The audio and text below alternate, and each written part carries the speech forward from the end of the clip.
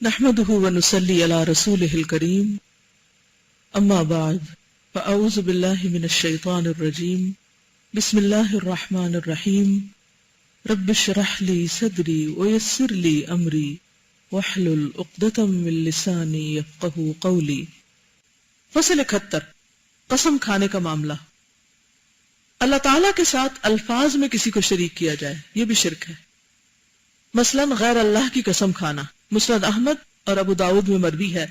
من حلف بشیء دون اللہ فقد اشرک، جس نے غیر اللہ کی قسم کھائی اس نے شرک کیا۔ حاکم اور ابن حبان نے اس روایت کو صحیح کہا ہے۔ کسی کو یہ کہنا کہ اللہ تعالیٰ چاہے اور تم چاہو، جو اللہ چاہے اور جو آپ چاہیں، یہ بھی شرک ہے، اسی قبیل کا شرک ہے۔ خود رسول اللہ صلی اللہ علیہ وسلم سے مروی ہے کہ ایک شخص نے آپ کو خطاب کرتے ہوئے کہا تھا ما شاء اللہ و ما شئت، اللہ چاہے اور آپ چاہیں۔ اس پر آپ نے فرمایا اجعلتنی للہ ندا قل ما شاء اللہ وحدہ، کیا تو نے مجھے اللہ کا ہمسر بنا دیا؟ صرف یہ کہو اللہ تعالیٰ جو چاہے۔ ٹھیک ہے، یہ مت کہے کبھی کہ جو اللہ کی چاہت اور جو آپ کی چاہت، کیونکہ آپ اللہ اور بندے کی چاہت کو برابر کر رہے ہیں۔ غور کیجئے کہ یہ حکم تو مشیت اور چاہنے کے متعلق وارد ہے، حالانکہ بندے کے حق میں خود اللہ تعالیٰ نے مشیت اور چاہنے کا اس بات کیا ہے، یعنی بندے کی چاہت بھی ہے، لیکن اللہ کی چاہت کے ساتھ نہیں، برابر نہیں۔ بندے کی چاہت کے بارے میں کیا فرمایا؟ لمن شاء منکم ان یستقیم، خاص کر تم میں سے جو لوگ راست روی چاہتے ہیں۔ اب بتائیے کہ ان لوگوں کا کیا حال ہونا چاہیے جو یہ کہیں کہ میرا اعتماد اور بھروسہ اللہ پر ہے اور تم پر، میرا بھروسہ اللہ پر اور تم پر، یا اپنے آپ پر سیلف کانفیڈنٹ،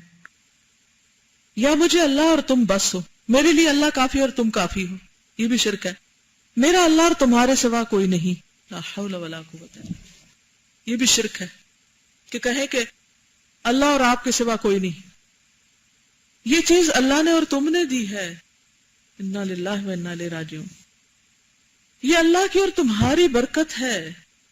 یہ بھی شرک۔ میرے لیے آسمان پر اللہ اور زمین پر تم ہو، جی خفیہ دبیب النمل، چیونٹی کی چال، کتنا زیادہ ہے یہ۔ اچھے بھلے دین پڑھے سمجھدار لوگ کہہ رہے ہوتے ہیں فَعْلَمْ أَنَّهُ لَا إِلَهَ إِلَّا هُوَ، اس کا علم حاصل کرنا ضروری ہے، کہیں دھوکے میں نہ مارے جائیں۔ آسمان پر بھی اللہ اور زمین پر بھی اللہ ہی کافی ہے، حسبی اللہ ونعم الوکیل۔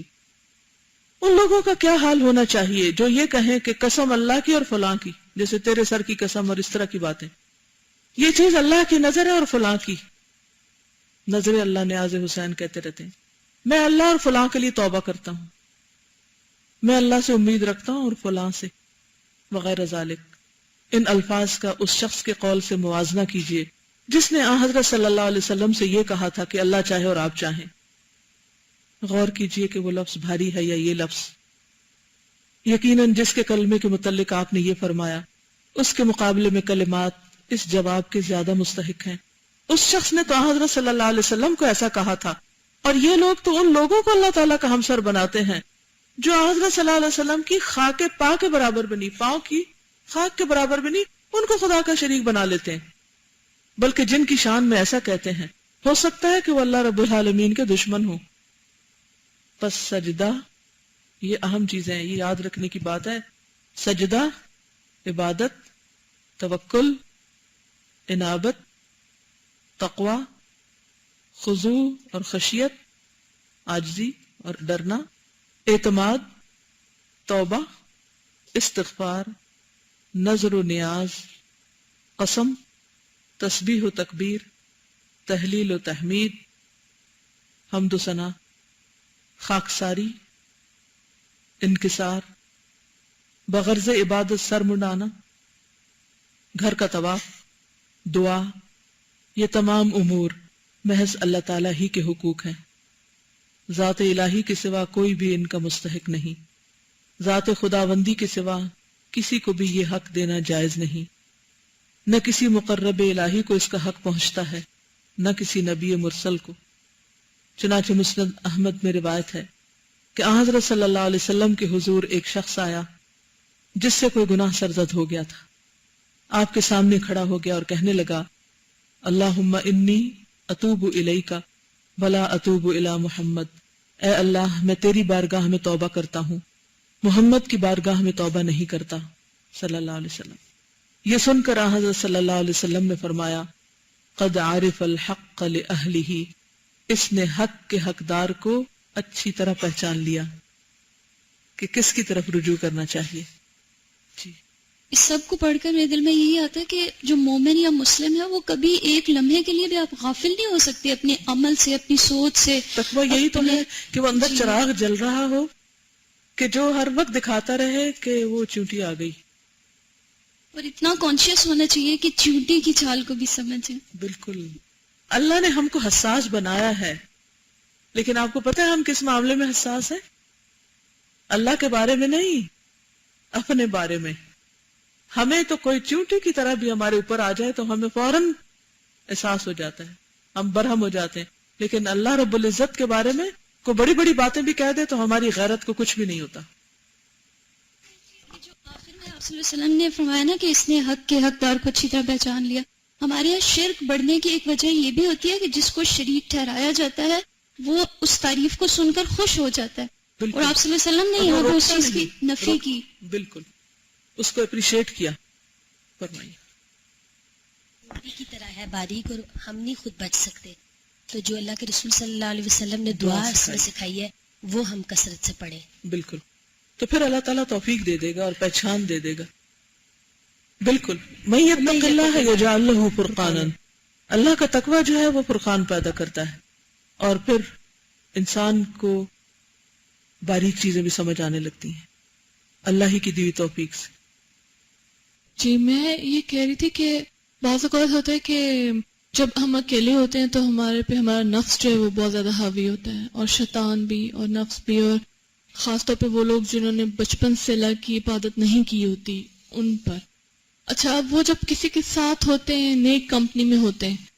تو ان کا دل تو ویسے بھی ہر وقت چاہ رہا ہوتا ہے کہ ہم اس طرح سے عبادت کریں اور ایسے، لیکن وہ اکیلے میں وہ اپنے نفس کو اور شیطان کو حاوی نہیں اس پر ہو پاتے۔ جب ان کو کمپنی ملتی ہے تو ان کو سارا اسٹرینتھ ملتی ہے اور نفس پیچھے چلا جاتا ہے، اور اس وقت وہ پھر اللہ کی عبادت زیادہ اس طریقے سے کر سکتے جیسے کہ وہ چاہتے ہیں کرنا۔ کیا یہ بھی شرک ہوگا کہ اب لوگوں کے پریزنس میں وہ جو ایک اسٹرینتھ حاصل کرتے ہیں اس میں پھر فرق ہوگا نا کہ اس وقت آپ کا دھیان اللہ کی طرف ہے یا لوگوں کی طرف؟ اگر تو اللہ کی طرف ہے تو پھر آپ سمجھیں کہ نیک صحبت کا جو اثر ہے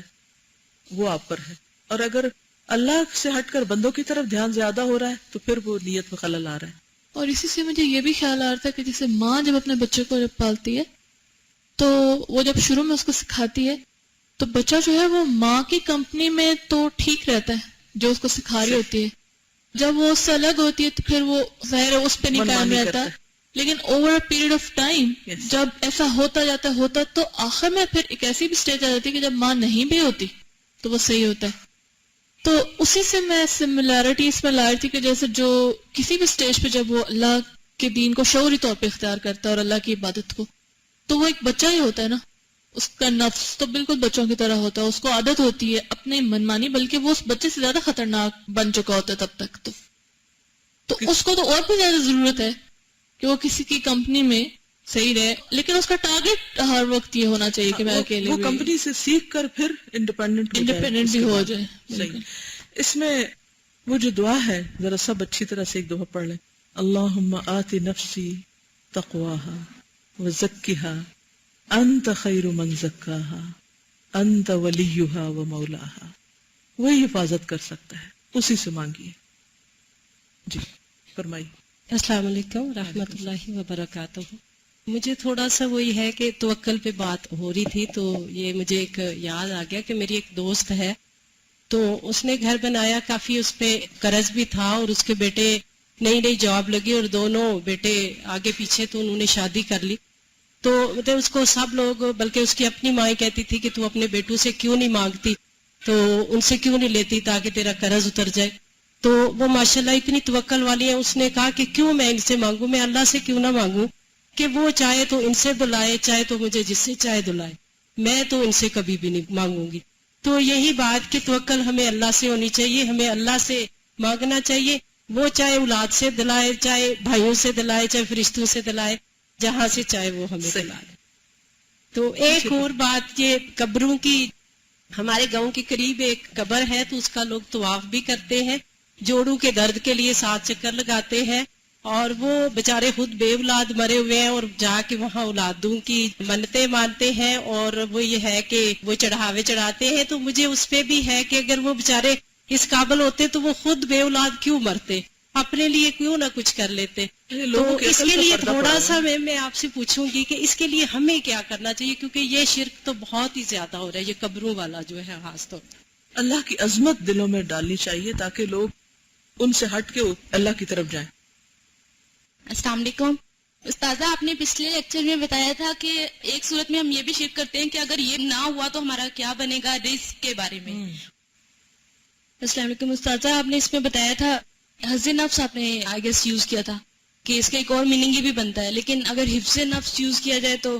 نارملی دیکھنے میں آیا کہ کچھ نفس کو عادت بھی ہوتی ہے کہ کچھ لوگ پڑھے ہوتے ہیں لا الہ الا انت سبحانک انی کنت من الظالمین، لیکن ان کو بچہ آئے گا تو اسکولڈ کر دیں گے، اس کو گالیاں دے کے بھگا دیں گے، لیکن ان کی روز کی تسبیح انہوں نے وہ پڑھنی ہے لیکن ایکنالج نہیں کریں گے، ایسے میں انہیں کیا ثواب ملے گا؟ ایک بہت دلچسپ بات انہوں نے کی ہے، بعض لوگ 1.25 لاکھ دفعہ پڑھ رہے ہوتے ہیں لا الہ الا انت سبحانک انی کنت من الظالمین، اور اس کو بچہ آ کے ڈسٹرب کرتے اس کو ڈانٹ ڈپٹ کے بھیج، یعنی اس وقت اس پہ بھی ظلم کر رہے ہوتے ہیں ساتھ ہی، اور پھر کیا کہتے ہیں انی کنت من الظالمین۔ اور سیکنڈ یہ کہ اس میں ایک اور ذکر تھا کہ ایک حفظ نفس سے ایک دنیا طلبی، تو کچھ اسٹوڈنٹس ہوتے ہیں نارملی وہ نماز نہیں پڑھتے لیکن پیپرز قریب آتے ہیں تو وہ پڑھنے لگتے ہیں نماز صرف پیپرز کے لیے، اور پیپرز کے بعد چھوڑ دیتے ہیں، یا کوئی ایک وظیفہ کرتے ہیں، تو اس کا مطلب ہے کہ وہ دنیا طلبی کے دنیا لیے طلبی، شاباش، ویری عبادت گڈ کریں گے۔ ایگزامپل کہ دنیا طلبی کے لیے وہ نماز پڑھ رہے ہوتے ہیں، ٹھیک ہے۔ اور تیسری ہوتی ہے رسپیکٹ کے لیے، جیسے کہ اب گھر میں کوئی بڑا ہے، اگر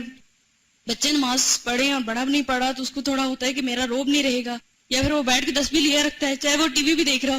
تو اس کی رسپیکٹ کے لیے تو عزت اور جا کے لیے مطلب دیکھنا، تسبیح پڑھی جا رہی، یعنی روب جمانے کے لیے تسبیح ہاتھ میں لیے پھرتا ہے اور باتیں بھی کر رہے ہوتے ہیں اور تسبیح بھی گھما رہے ہوتے ہیں۔ یہ میری سمجھ میں کبھی نہیں آیا کہ بول کچھ رہے اور ہاتھ اس کے خلاف جا رہا ہے۔ جی میم، ایک اسکالر ہے تو ان کو مطلب میں ہمیشہ سمجھتی تھی کہ قبروں پہ نہیں مانگنا چاہیے، تو وہ لوگ کہتے تھے کہ ہم سجدہ نہیں کرتے، جو ان کے پیر صاحب تھے وہ کہتے تھے ہم ان سے دعا کے لیے کہہ رہے ہیں کہ شہید ہے، آپ خود قرآن میں پڑھتے ہیں کہ شہید زندہ ہوتا ہے، تو جس طرح ہم زندہ انسان کو دعا کے لیے کہہ سکتے ہیں، ہم ان کو کہہ سکتے ہیں دعا کے لیے۔ اوکے، اس کمرے سے باہر جہاں اسپیکر نہیں جا رہا کوئی میرے لیے دعا کرے۔